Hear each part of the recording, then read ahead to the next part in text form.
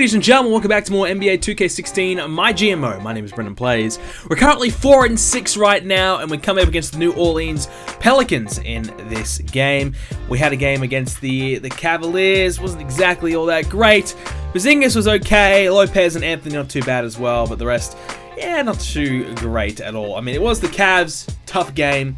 So this episode, what we're going to do today is we actually are going to make some trades. So we've kind of analyzed the team and realization that the bench on our team just isn't great. And you know, that's life. You know, we come along to the Knicks, we realize we haven't got a great bench, so we're going to try and fix that today. Carmello, though, he's a little bit upset. His morale is certainly down right now. Pretty much because we were trying to, you know, look at what trade options we can get. He has a no trade clause, so we can't even trade him anyway, so he's worried that we're going to trade him out, so his morale's a little bit down, but nonetheless, we're going to try and fix that, so he's going to be playing the best of his ability in the future. So, yeah, well, we did have him on the trade block, so that should fix that issue now. So, right now, we're looking at some players that we probably don't really have, you know, much intentions for. Some players that we can obviously improve on to try and trade out. We're going to bring in Larry Sanders today, but it means we're going to have to try and trade out 2 players for 1, or perhaps, you know, 3 players for 2 players, or something like that. So we can trade an extra player out, so we have room to bring in Sanders as well. So we're going to see what we can do. We're going to kind of look at the different trade options that we get. Looking at perhaps trading out Carmello Anthony early, I think early has some potential, still very young, so perhaps I may keep him around. A lot of you guys have actually recommended that I play him more, so I'm probably going to start to do that in the future. But you should see, you know, if I try and release somebody to the free agency, I have to pay a fee, and I don't really want to do that. I mean, the budget for the Knicks is already bad enough as it is, so we'll try and avoid a fee, and we'll actually go ahead and try and get these trades done. So a few players that I'm probably looking at is Amundsen and Seraphin or O'Quinn as well. Since we're going to bring in a new center, we really have to trade out one of the two. So it's either Seraphin or O'Quinn. Personally, I think both guys are good. O'Quinn had a pretty good game for us a few matches ago, so I was quite impressed with him there. But Seraphin has the better shooting ability in my opinion, and I think overall I would probably prefer Seraphin. So we're going to go O'Quinn, and we're going to get rid of Amundsen as well. We don't really need him at all. I mean, he's a power forward. We already have Porzingis. Anthony can play there as well. So, and also Derek Williams as well. We have plenty of small forwards, and Williams is just not good, and he's got a big contract. He's not worth it at all. So we'll see what we can do there. But there's the 3 players that I want to trade out today, and we'll see what we can do and who we can get. I'm not exactly expecting anybody all that great for this trade, but if we can get something, you know, we'll see. So this is a trade that I'm personally looking at the most, and this is the one I'm probably going to go for. We've got Tony Snell, Taj Gibson coming in, Amundsen, I'm going to say Amundsen, and O'Quinn and Williams. Those 3, so yeah, O'Quinn and Williams still relatively young, still a big future, yes, but I just feel as though we've got the other players there in place. We're going to be bringing in Sanders as well, that's why O'Quinn's going to go. So Tony Snell and Gibson, I think it's not a bad trade. I mean, we need to get rid of a player, so this is really the best option that we kind of have right now, and I think Gibson's got some good experience, a pretty good player. 76 overall, we get some, you know, we get a decent player, and it's honestly 76 overall is one of the best players on our roster. So I'm pretty happy with this trade, and Amundsen and O'Quinn, pretty good. Williams, I don't really, you know, care for. I mean, Amundsen as well, I don't really care for either, so I'm not really caring for all 3 of them. I would like to keep O'Quinn, but bringing in Sanders, we have to drop a center. So this is a trade we're probably going to go for. I'm pretty happy with this, and it'll be interesting to see how these 2 players go, Snell and Gibson. I mean, it's going to be, you know, very interesting because we've got a, you know, I like the starting team for our team. I mean, we probably want a better point guard, and we didn't get a point guard in this trade, so we have accepted the trade. It's official. It's a done deal. They're in the team. So we haven't got a great point guard, but you know, it's certainly something that we can look for down the line. I don't want to try and bring in a free agents, you know, so I've got a point guard off the free agency list because it's not exactly going to be much of a better option anyway. So we'll keep with what we got. I like the starting team, but our bench is weak, and with the option that we just did there, the trade, we just kind of get a bit of better players, I personally believe. They're not amazing, not the savior that we need, but now we can make this trade as well. We can sign Larry Sanders. So Sanders is obviously going to want a pretty big contract. $4 million. Well, I don't even, does he even want that? I think he might actually want more than that. So we'll see what he wants. I mean, we try and get him down a little bit further. See if we get him cheap, and maybe we can employ some of our little cheap, dirty tactics to try and get him cheap. So we'll see how cheap we can really go. This is obviously very optimistic. I mean, $2 million. There's probably no way in hell he's going to sign this.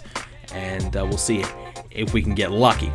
But he obviously, you can see down the bottom there where it says player interest, he actually wants a lot of money. He doesn't really care about winning or loyalty. He's just more of a money kind of a guy. So that'll be interesting. We'll see how he goes here and what kind of contract he's after. So $4.5 million for 2 years. He wants $5.24 million, and he wants that for 1 year only. So yeah, that's he only wants the 1 year. So we'll give him that. We'll increase his contract a little bit, and because the mind trick ability is not even available yet. So we'll see how we go with this. $3.5 million. He's still not happy about it yet, but we can do the mind trick, and we do have enough to do it. So we're going to go over the mind trick, persuasive pitch, sign him in for $3.45 million, and I just think that's going to be a good trade. I mean, a good signing and a good trade as well. I don't know if Sanders is going to be a starter over Lopez. I think both will probably interchange depending on who we face.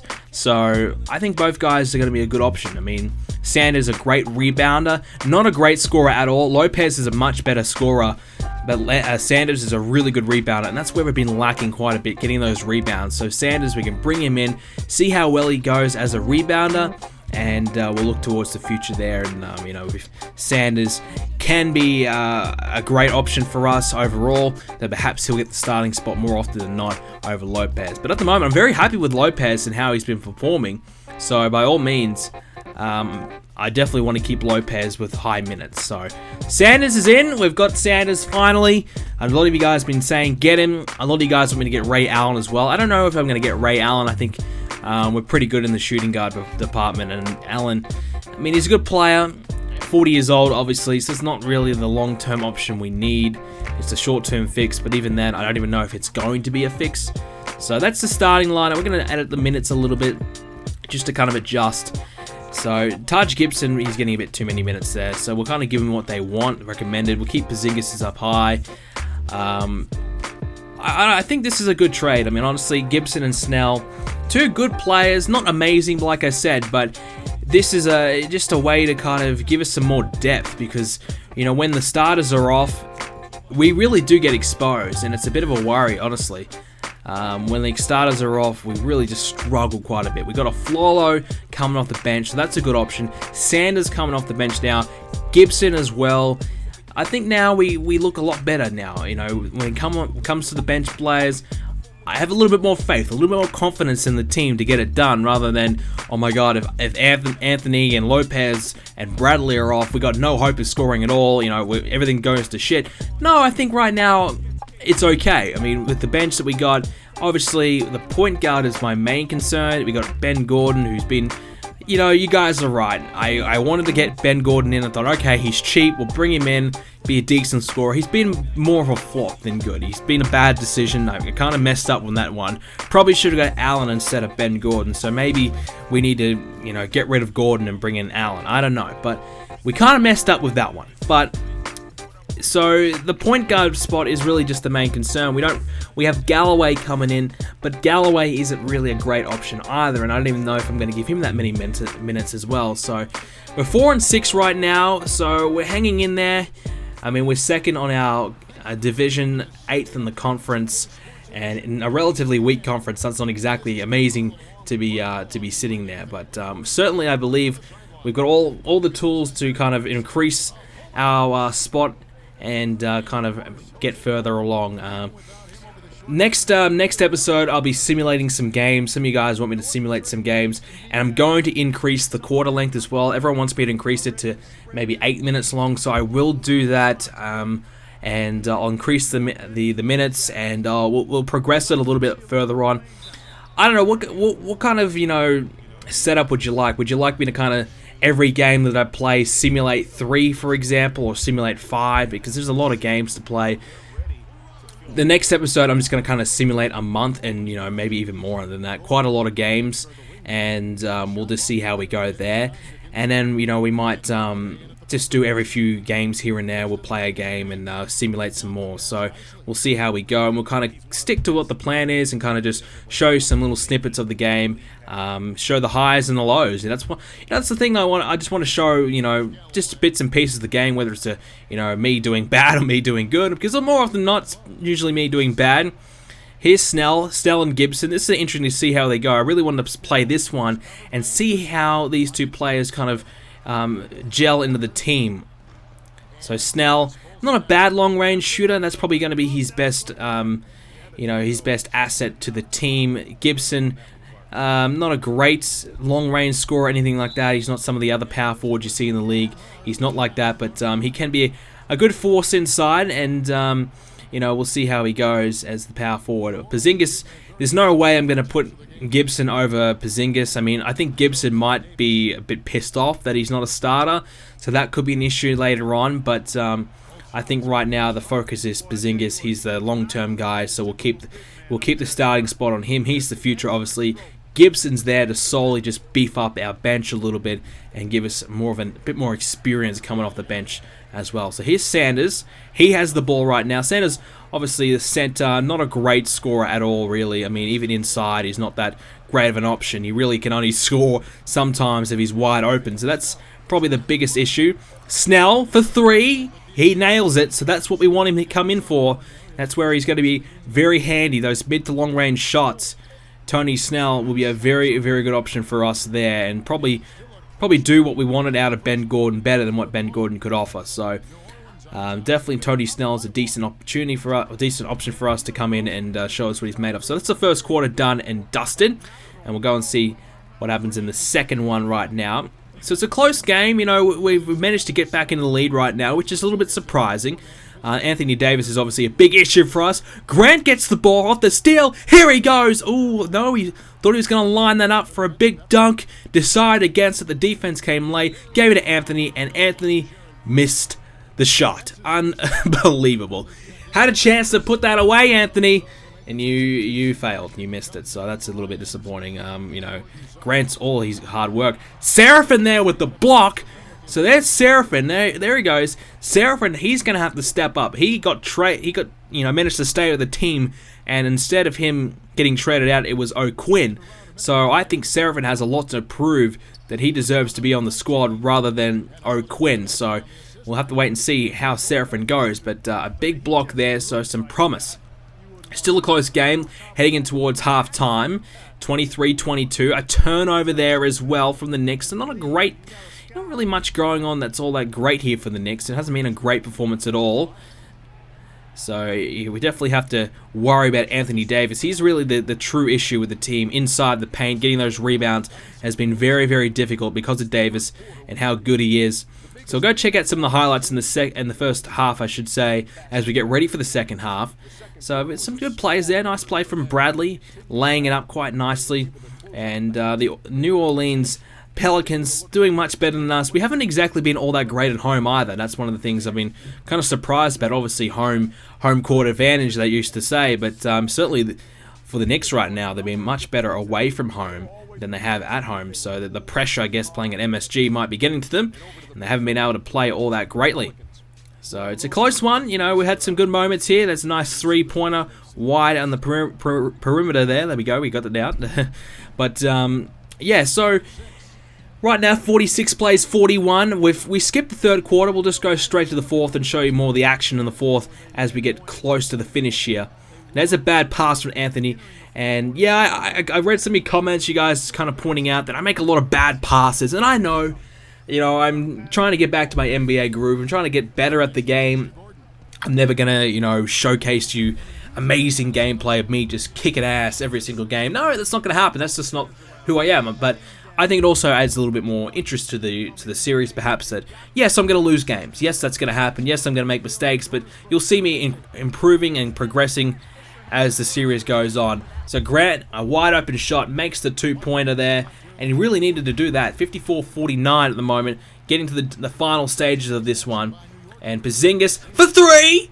Missing, so unfortunately not a great shot. He had some space, had some room to move, but couldn't get it done. And there's a miss there from the Pelicans. Now Anthony has an opportunity, passes it to Grant, and he dunks it in.